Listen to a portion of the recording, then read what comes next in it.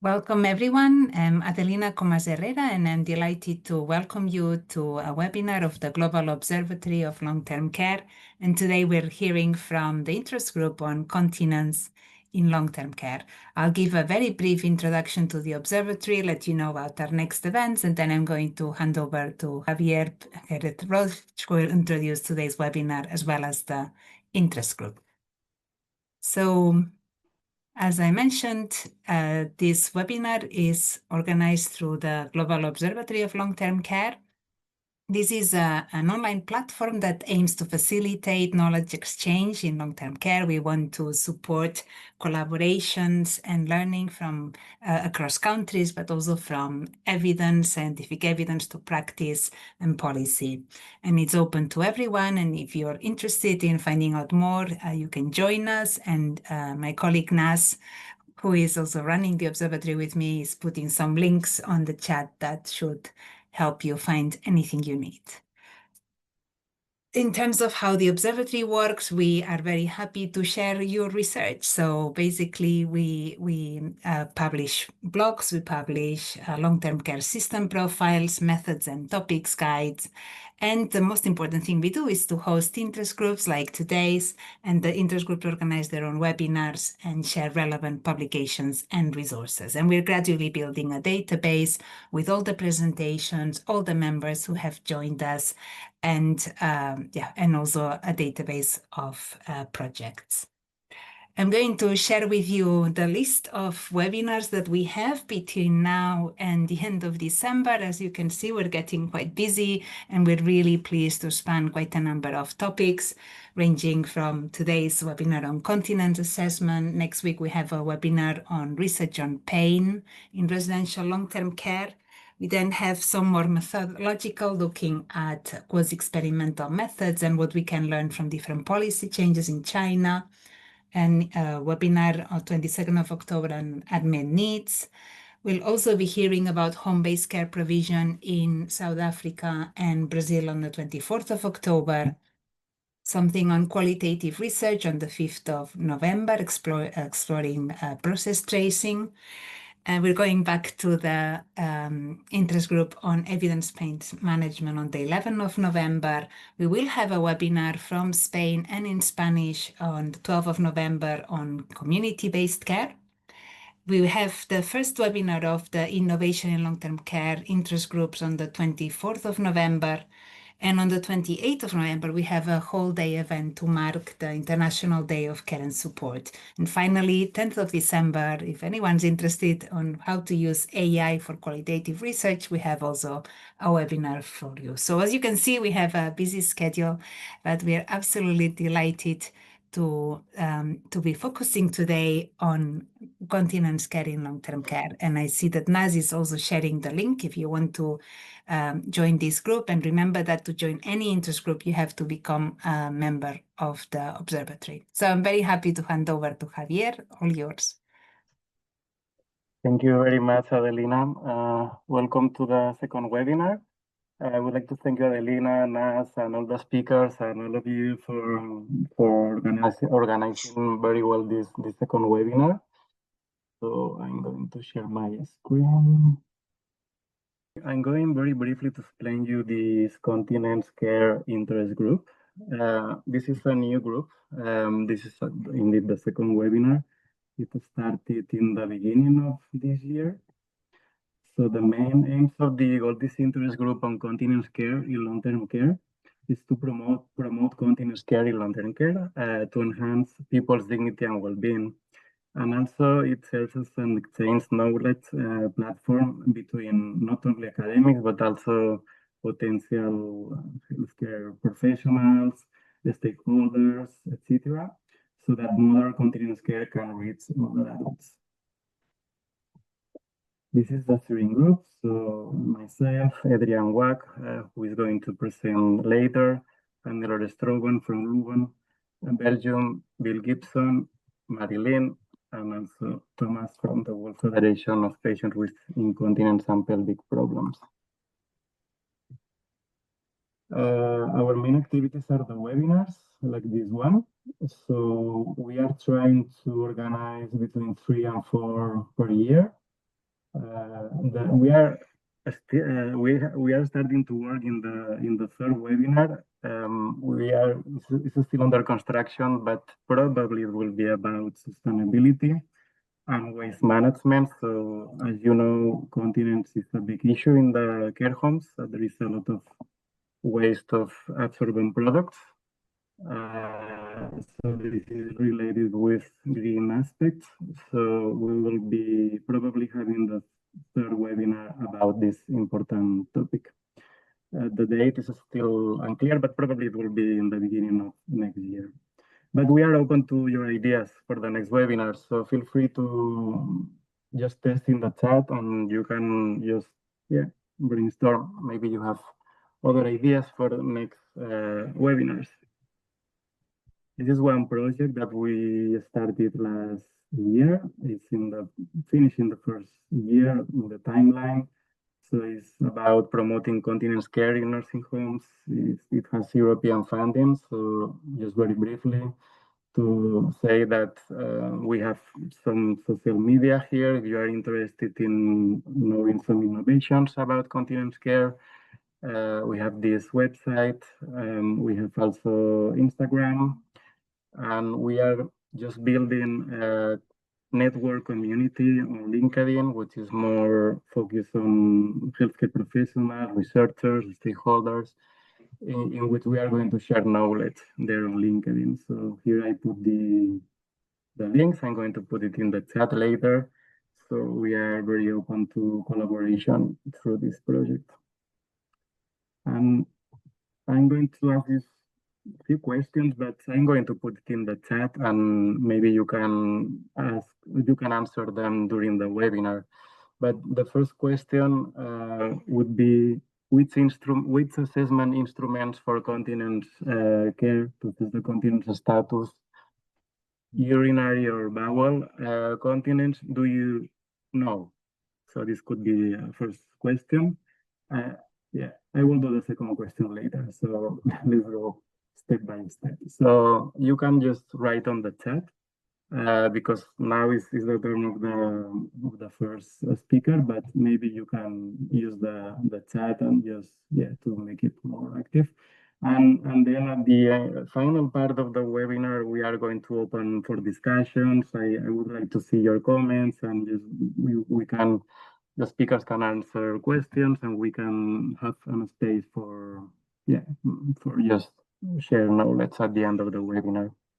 Thank you very much. So I'm going to present the first speaker of today.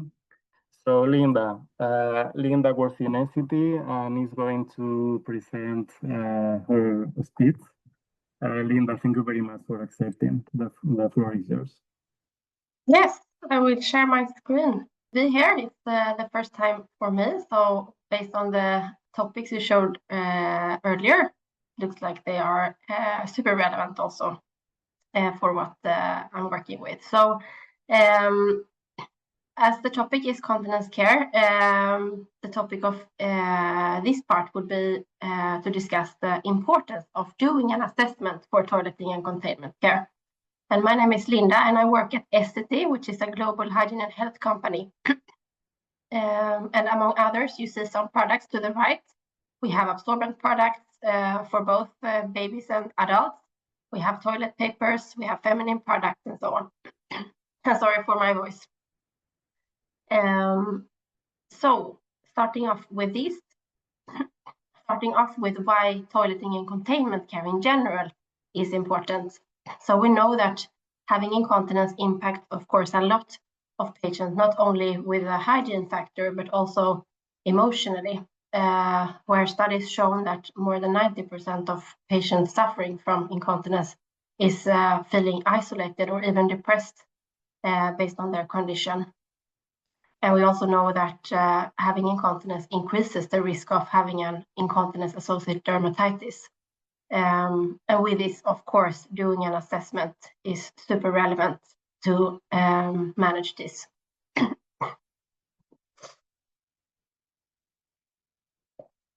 So how could we then support? We are working with the full toileting and containment care pathway in order to ensure person-centered care. So we're not only working with absorbent products, but also with skincare products with digital solutions across this full pathway, where we address from the beginning the assessment stage, providing a care plan, performing the care delivery, and also we want to show the outcomes of taking residents through this journey. And it's also a circle, so where there's a need, we see also a great benefit of reassessing patients when needed. And with this, we see a great value for several aspects, both for the resident well-being, for the caregivers, and also for the financial and sustainable aspect of continence care. So with this, we will today focus mostly on the first step of performing an assessment and delivering a care plan with modern solutions. So to the left in the bottom, you see an innovative solution that TENA is providing, which is a connected incontinence protection that measures the voiding like a bladder diary and provides insight to manage the toileting and containment care. And this cannot only be done for when we have a new resident entering either a nursing home or experiencing incontinence for the first time, but also in order to optimize the current care plan that they have. Because we see that patterns change over time, conditions changed, and therefore it's important to perform also reassessments. So how does this work? As I said, it's a connected absorbent product. So it's a different type of absorbent product with integrated sensors that can then detect the voiding amount and timing of the voidings in the product. And we also have a device we put on the absorbent product that is the collecting part of the data of this unit. So you would use this incontinence protection and measurement solution for 3 consecutive days in order to provide this voiding diary that we would normally potentially see is done manually. And the benefit of having a digital version like this is really that we can see the time when a person started voiding and the how the voiding has developed over time. And we clearly see this in the graph here below, where we can also add in other relevant information, such as if there was a leakage when they were taken to the toilet, if so, and if there were fecal episodes as well. And with this information, the intention is that the professional caregiver and nurse can help to provide an optimized care plan for the toileting and containment care. So doing individual assessments like this and not providing a general prescription to everyone living in a nursing home really can help to improve the well-being and the care efficiency for the whole staff organization, because we know that incontinence is not one size fits all. But we would not only take into consideration the voiding pattern, but also the mobility status of the resident, the cognitive status, if they have dexterity, and if they are dependent on care of others as well. So it would be a holistic assessment we are doing of the resident that allows for better accuracy of assessing the routine. We would be able to tailor the interventions better with this complete information in order to then achieve better outcomes. So the benefits we see in several aspects, both it improves the dignity for the user that can be offered a relevant for them absorbent product and care routine. It would support independence in a better way, and we would also have a look at how the voiding pattern and toileting routines can have an impact on better sleep. We would ensure with this that we can offer a better or maintained skin health. And we would also see that we can optimize the caregiver's time in this and see that we can have a positive impact on the sustainability aspect. But it would not only be that we are looking into which absorbent product is the best, but also we would really like to emphasize the importance of offering an optimal toileting time, because we know that this offers several benefits for the resident in focus. It would improve the micturition and defecation for the resident. We would hopefully ensure that they have lower risk for instance, urinary tract infections. And we could also, with that, lower the use of absorbent products, both during day and nighttime. But the challenge is, of course, to find the right toileting times, and therefore it's really important to investigate the voiding pattern and when we could find these optimal times for the resident. And what we have seen doing studies with Identify, that has been on the market now for more than 10 years, we see that we actually improve and increase the toileting. And this is positive in this aspect, because residents are then offered a dignified solution to manage their continence care. And of course, they are offered containment products when needed. And we see that this has a positive effect on sustainability. So bridging a bit to the next topic of this webinar potentially, where we see that we can actually reduce the use of absorbent products with approximately 22%, using both fewer absorbent products, but also we are lowering the absorption needed for the user, so we find an optimal absorbency level. And with that, we can see that we reduce the total waste per care recipient per year with almost 60 kilo.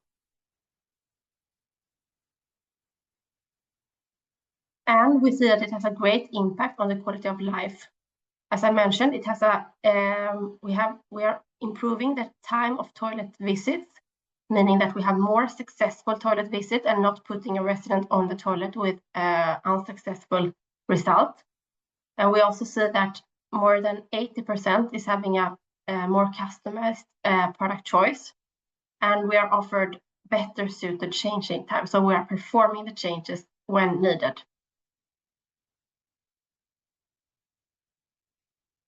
So how can these digital health technologies then optimize the continence management? We have studied this and also in collaboration with Adrian, who will present later. And we see great results. Some results I mentioned already, that we are reducing, improving the toilet visits with 22%. But we are also seeing a reduction of 44% in leakages, which is, of course, a great benefit.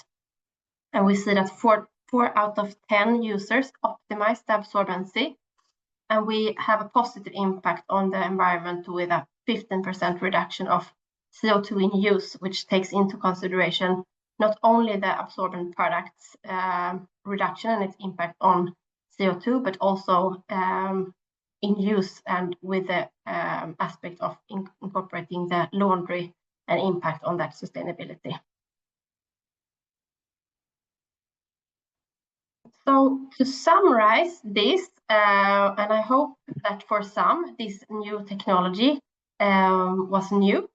And as I said, we want to go from more unplanned to planned toileting and containment care with this. And we have proven with these solutions that we can find better time for toilet visits, which really improves well-being for the residents. And we also reduce the need of absorbent products, which has a great impact on both the time for the care staff, but also on the sustainability. So that was it. Thanks a lot. Don't know if there are time for some questions now. Maybe if you don't mind, Linda, we can leave the questions for the last part after Adrian. What do you think? Yes, sure. I think Javier, if there are relevant questions for Linda, particularly, Okay. we could perhaps help with the discussion, but you're the chairman. Okay. Is there any question? You can just activate the microphone or you can test in the chat.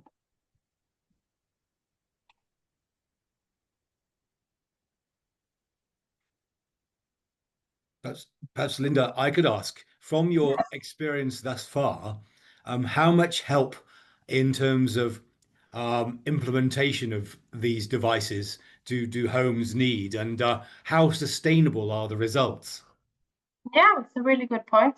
So what we see is that working with Identify, of course, improves over time, and the big investment in time would be in the startup when training the personnel to use the solution, and then to really implement it as a key part of the routine is what we recommend. So it's not something you would do just ad hoc or something like that. That's when we see the great result. But of course, the time investment is in the beginning, but the benefit of this solution is also that it's not necessarily used by all the caregivers. So we could have like some key users that are the expert in using this solution with the user.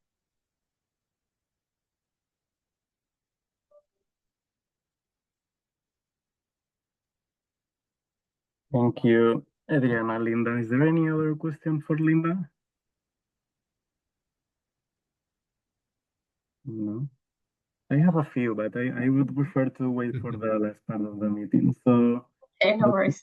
the floor is yours, Adrian. Thank you very much. Thank you. So I'll hopefully share my screen and you'll be able to see this. Yeah. So I was asked to address, again, assessment instruments for continence in long-term care. And I think this is an interesting one because as a fairly senior clinician, I think I use instruments less and less and depend upon clinical expertise. And what we're really aiming for, I think, is an expert assessment that perhaps doesn't use scales and scores. And I want to illustrate some of the caveats and build on some of the things that Linda mentioned in her talk. So firstly, remember, going into long-term care is a big deal for many individuals. Residents give up their autonomy. They often have to overcome greater physical and cognitive challenges to maintain their autonomy, and their preservation of self is extremely important to them. And this is probably no better expressed in the preservation of dignity, and certainly toileting, continence care, bathing, all profoundly challenge dignity and place older adults in situations where dignity is threatened, much more than would be at home. And firstly, perhaps we need to consider our care routines and the environment in which we work and deliver care to older adults in considering continence care. So I think my colleague and recently retired friend, Joan Ostaskiewicz, really talked about what might be a foundational continence assessment. And I think this is built on what we'd like to think is common sense. But of course, as those of you in the UK will know, common sense is not as common as you think.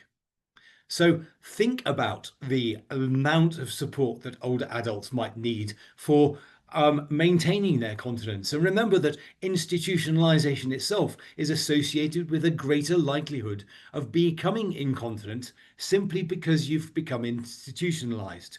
And that expectation is not held just by the residents, but also by the caregiving staff. And we know that there is a staff shortage in long-term care, that many shifts are worked short-staffed, that there is a significant proportion of tasks which are left rushed or undone.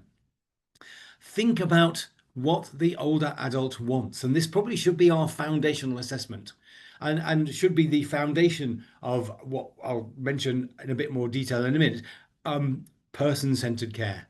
What does the individual want? We might strive for amelioration or cure, but that often might not be achievable.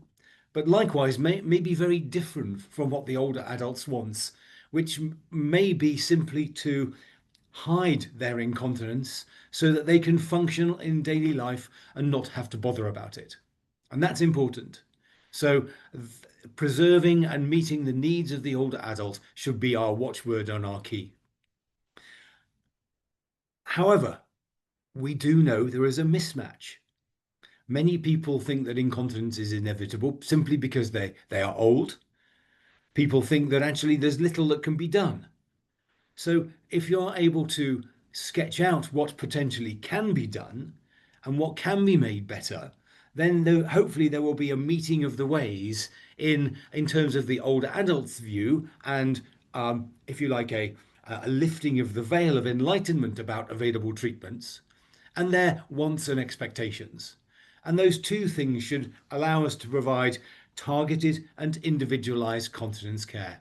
And I think building on what Linda said, you forget that even for frail, medically complex, vulnerable older adults in long-term care, being incontinent is associated with a worse quality of life and worse well-being than those residents who are continent.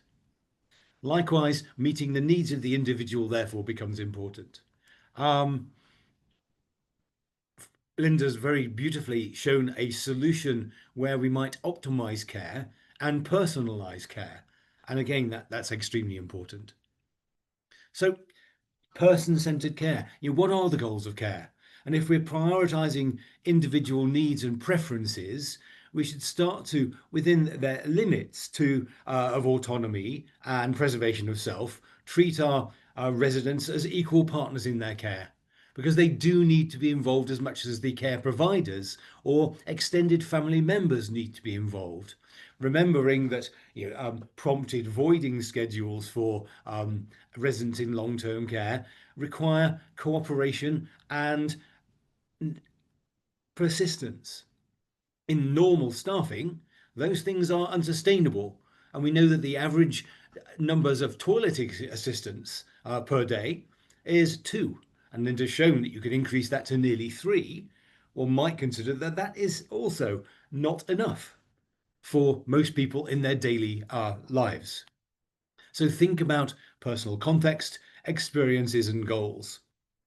Again, defining dignity is really difficult. People can really easily tell you about dignity threatening or events where they're of undignified care.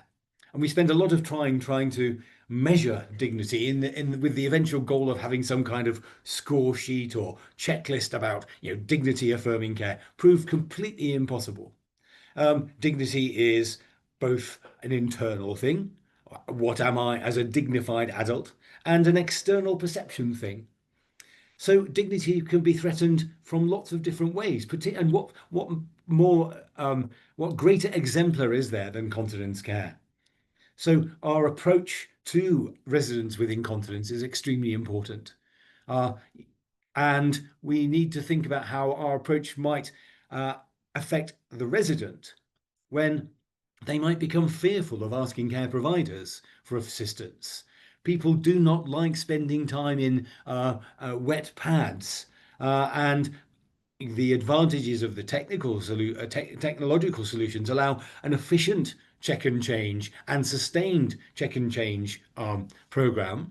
People don't like spending lots of time, but we notice in our research that people who have been in care homes are more tolerant because they've somehow become inured to spending time. But they still complain that if they ask for help, then that help is often delayed. Some old research, admittedly now 20 years old, and I think there's a great lack of current research in there, which suggests that at this time in 2003, up to 81% of our nursing home residents had potentially reversible causes to their urinary incontinence, which was rarely investigated or treated. Often putting a pad on it, that reliance of a pad culture and containment overriding everything. We know that that's actually even more acute in our acute hospitals. So the continence model put together back on the 6th International Consultation on Incontinence in 2017 is this 4 paradigms. Residents with independent continence, never been incontinent, or are dry as a result of our treatment, and that would be treatment aimed at cure. Those people with controlled incontinence, they are dry with an intervention. Those with contained incontinence, those with using products or appliances to contain their incontinence, and then people who have uncontained and uncontrolled incontinence. So we've got this kind of paradigm by which we might operationalize our management. What do older adults think? Well, we're currently looking at older adults' views of quality of care in an extensive multinational qualitative study. But what we do know at the moment is that older adults want physical comfort when using aids. They want convenience and simplicity. They felt that easy to use containment products makes their lives easier. They felt that simplicity of use makes them feel safe and confident, particularly if they're able to manage those ourselves. And recently we had an abortive study of briefs with tapes versus pull-ups. Unsurprisingly, there was a systematic bias and attrition against briefs with tapes. Pull-ups were felt to be so advantageous even for people with mild to moderate dementia because they're like normal knickers and they could manage them much more easily. Likewise, older adults who feel they'll leak outside their continence environment expressed a feeling of anxiety and unsafety, and that's important. Older adults with incontinence value being listened to by care professionals, and there are studies showing that regardless of intervention, that caring approach, the chat, the discussion about simple things that might help has great value. That also improves relationships, and we know that care aides in long-term care have that relationship and that knowledge. Likewise, relationships with family members and care professionals are prerequisites for effective management and allow the facilitation and creation of continence care on the residents' terms. And we know from our study that Linda mentioned that the care aides on the ground use the results of the Identify care plan construction as a means of validating the care that they were providing for residents, whereas usual check and change routines meant them touching, padding, sniffing, looking inside the pad to try and get that idea of when the pad might be wet and need changing if the individual was unreliable in communicating that. So what assessment tools and processes do have evidence? Well, there are, certainly where I live, long-term care as a whole uses standard resident assessment instruments. We use the minimum data set from the resident assessment index and the resident assessment protocol. These are quite complex assessments, which are, in terms of continence, rather global. They're very good. They can look at changing continence status and trigger care assessment protocols. Likewise, the resident assessment protocol does the same and has reasonable evidence in distinguishing causes of urinary incontinence in women. But it needs staff training, and the data gatherers are often experts in that. So every 3 months, there is a return on data. Clearly, a clinical assessment, which I've called a risk factor and correlates assessment, has great in terms of case finding and targeting, but doesn't get into the detail. Linda mentioned bladder diaries and voiding charts, frequency volume charts.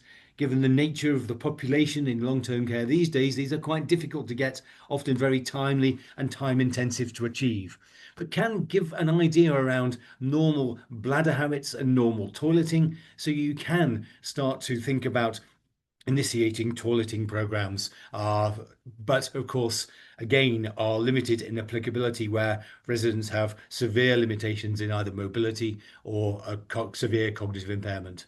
Quite time dependent.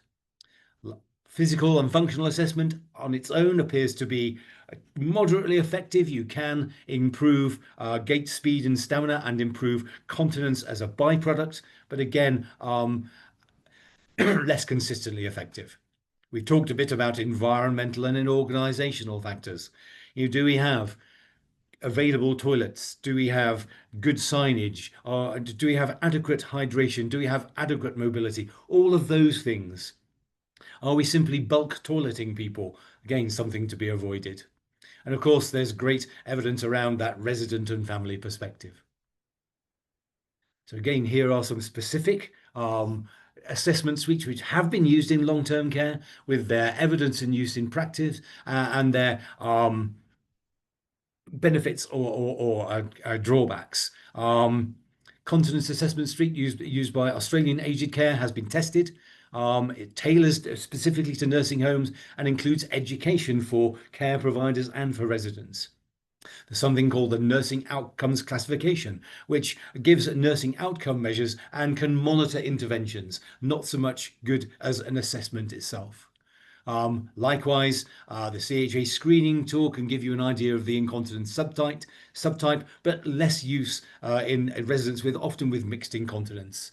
There's something called the Joseph Continence Assessment Tool, which again gives a symptomatic diagnosis, which might trigger ideas around assessment. Again, clinical measures such as urinalysis to think about reversible acute urinary tract infection, notwithstanding that asymptomatic bacteriuria is extremely common in our residents and shouldn't trigger care. The assessment of post-void residuals, thinking about ineffective voiding, or the use of ultrasound for prompted voiding, which has been shown to be useful. And again, the thing that Linda talked about in terms of electronic monitoring systems and briefs with sensors, which have better, I think, evidence quality now in a potential benefit.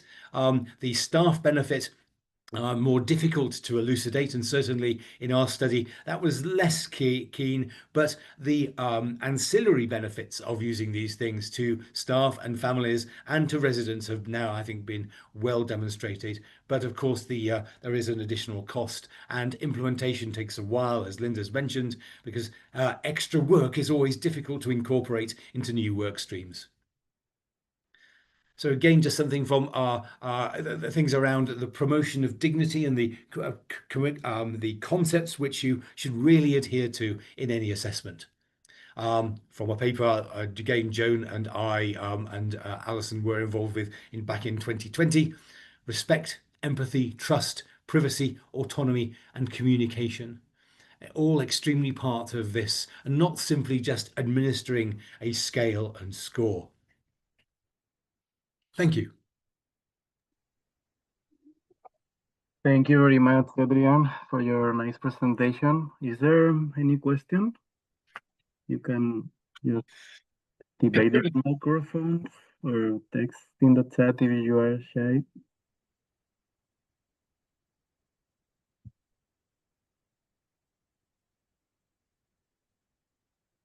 No. So somebody's mentioned the ICOPE score, and certainly I was instrumental in writing the ICOPE score with the World Health Organization, meant for primary care, I think, and a useful basic assessment for community dwelling older adults, but it takes into account important parts of intrinsic capacity of older adults, and I think it'd be nice to see that much more widely used in primary care. Yeah.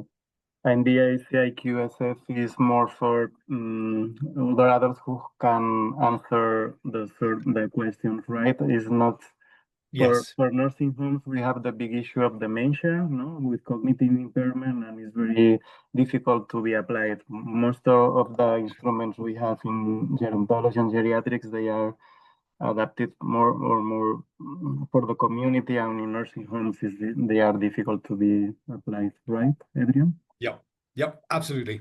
I think that we, in terms of resident assessments scales, often the validation with surrogates is more difficult. There's good validity of the resident, the minimum data set and the resident assessment protocols. Things for continence, we do have an ICI module for nursing home residents, which has only been yet validated in German. But it has a resident and a care provider module, which has been largely found to be valid in that group. Okay. And yeah, regarding the question of Elisenda, the ACIQ, it indeed has a module for bowel continence, right? For fecal continence too. There are quality of life scores for fecal incontinence. Obviously people use the Wechsler quite often, and there are no instruments that I know of that are structured for fecal incontinence in long-term care. Yeah. Yeah, correct. Okay, I think Adelina raised her hand. Yeah, thank you. That was fantastic. In the Global Observatory of Long-Term Care, we also cover community-based care, and I recognize that you're saying that in the community, well, people in care homes are more likely to have dementia and so on. But we do have, in fact, a very large number of people with dementia and with incontinence that are being cared for in private households, and where the carers may not always have the training and the knowledge on how to manage well and assess incontinence. And so I was wondering whether whether you're considering in your research these other settings as well for people with, with care needs and dementia outside of the care homes.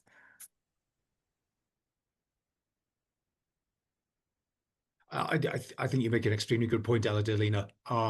We still have huge knowledge gaps around older adults with a dementia diagnosis, both in care homes and in their own homes. The work of Kathy Murphy and Margaret Macaulay in Southampton have been really instrumental in starting to formulate some of those concepts, building on previous work. And I think there's a lot to do.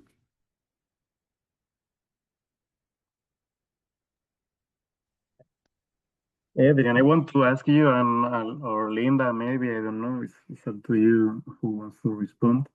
The other day I was chatting with a nurse in Spain, and I asked him before the webinar, what are you indeed applying in your care home regarding, how do you assess continence status in the nursing home? And he told me they don't have any kind of digital assessment platform, so they are collecting everything on paper, and they don't have any kind of rigorous frequent assessment of continence. They just do it, they just try their best, and they don't have money to buy these devices, these high technology devices, which Linda explained, which are very interesting, but they have limitations in the resources. So what would you recommend to this for this care home, for example? Where to start with? What is the first step or the basics for them? Yeah, in practical terms. So Linda, I'm sure, will add in from her more wide experience, but in the trial, constructing a continence care plan with normal practice could take days. Very much trial and error, very much narrowing the time windows for when people needed an efficient pad check, and often could simply not be done. So the default was then largest bulky pads and a regular check and change with occasional being taken to the toilet. And as you know, Javier, we've realized from nursing home operations that toileting often meant being taken to the toilet to have your pad changed rather than on your bed, or being taken from your chair to the toilet to have your pad changed. I mean, Linda, you can probably, you've got a wider user experience of comparisons. What did you find? No, it's a great point. And also on the economic aspect, of course, at first it can seem as a very expensive technology, but Adrian, there is also this health economic analysis done based on this study, where we do show that there is positive budget aspect also of implementing Identify. And certainly if we scale it up, so with economies of scale, with getting people trained and so on, this could also eventually have a positive aspect on the budget. So it's worth trying, of course, and we know that with the future technological development, it is possible, of course, that both these solutions gets more budget friendly, but also that the technological development in nursing home will advance. So we see that there is a good future for this. But of course, there are also options doing this semi-digital, where we can collect voiding events, continence events such as toileting manually, digitally, and then perform an assessment based on this not complete voiding patterns, but at least events. So just starting collecting information is a really good start, I would say. And I think, these things are seen as costly, but actually, if you add up the labour costs on constructing a continence care plan in terms of just the amount of increased contact time and labour, as Lynn said, we've actually shown using a pretty complex model that these things are cost saving. But it's the usual upfront, it's my budget, oh dear kind of thing, without the delayed gratification model of cost savings down the line. And I think, as you've also said yourself, the potential reduction in disposal and the environmental impact is important, notwithstanding the benefits to residents in terms of better sleep. Okay, thank you very much. Is there any question? No, otherwise I have another one. Yeah, I like your table, Adrian, the table you showed. I think it was very nice. So you showed the minimum data set, right? That's from the United States, no? So yes, the minimum data set. actually from Canada, John Hurdy's and group have it's a multinational endeavor. Okay, because as far as I know, do you know in Europe what?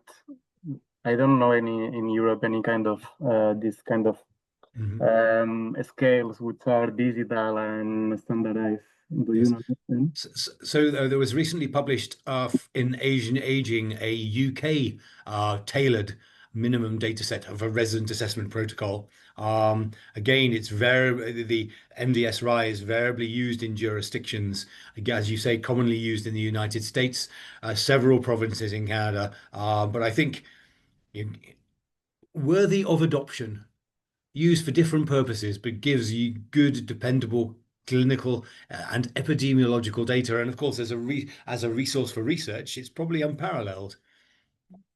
And I think it's going, Yeah, sorry, just jumping in, I think the Intera is being used and adopted in Finland as well. So we do have a growing number of countries that are now using it routinely. Yeah, and as a suite of tools from community care and home care through to acute care, it provides a consistent assessment, which also almost follows the individual through their transitions. Okay, I'm putting the question in the chat just in case someone wants to jump in the conversation and share what is the situation in your countries, or just well, we still have 10 minutes, so Well, I think it's worthwhile noting, Javier, as Mary Lynn has said, it's the International Day of Older Persons Day, so lots going on. Yeah, you're right. And Nicole's very kindly posted the link to our paper on the cost effectiveness model. Yeah, thanks, Nicole.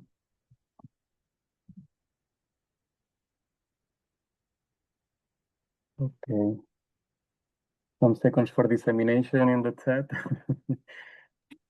Yeah, to say that on our next webinar, we actually have a presentation. The second presentation is from Professor Claire Goodman, who led this article that I think you mentioned, the project on minimum data sets for care homes in the UK. Though in this one, she'll be, I think, focusing more on how to conduct effective research in care homes. So I think there may be some commonalities of interest between the two groups. Pain, continence are different, but I mean, we're talking about people who have similar struggles and in terms of. Very nice. Thank you, Adelina.